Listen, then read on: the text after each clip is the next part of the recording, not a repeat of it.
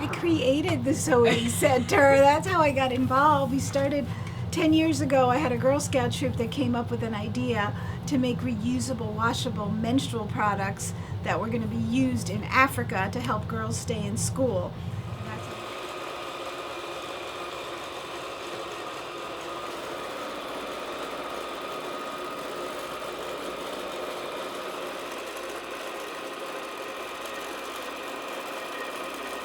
As a Girl Scout troop, we made all of these kits, and we were going to send them to South Sudan, and then South Sudan went back into a civil war, and the people that were going to take them said, we can't go back to South Sudan. The war literally started while they were there. You know, we had made these 200 kits, and what are we going to do with them? They literally were sitting in my living room, like in my tiny apartment, and you have to trip over the boxes. It was crazy. And in July, my co-leader called me up one day and said, my cousin's pastor's wife's brother is coming from Kenya.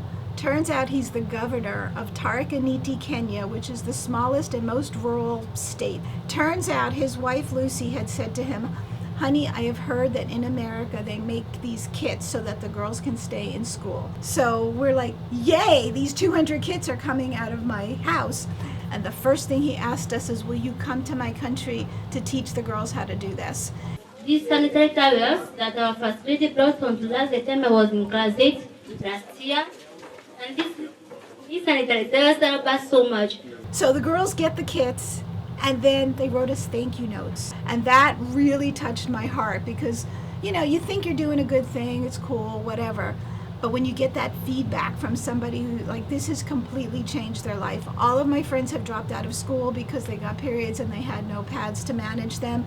Now I can stay in school, I can make something of myself.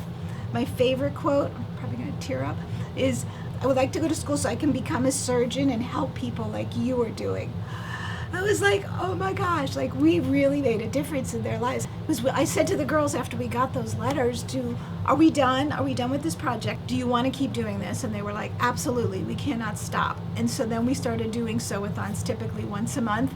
And then eventually we got a space donated, and that was in 2017, was our first sewing center. My little mantra here is do what you like, do what you're good at, do what gives you joy, and do as much good as you can.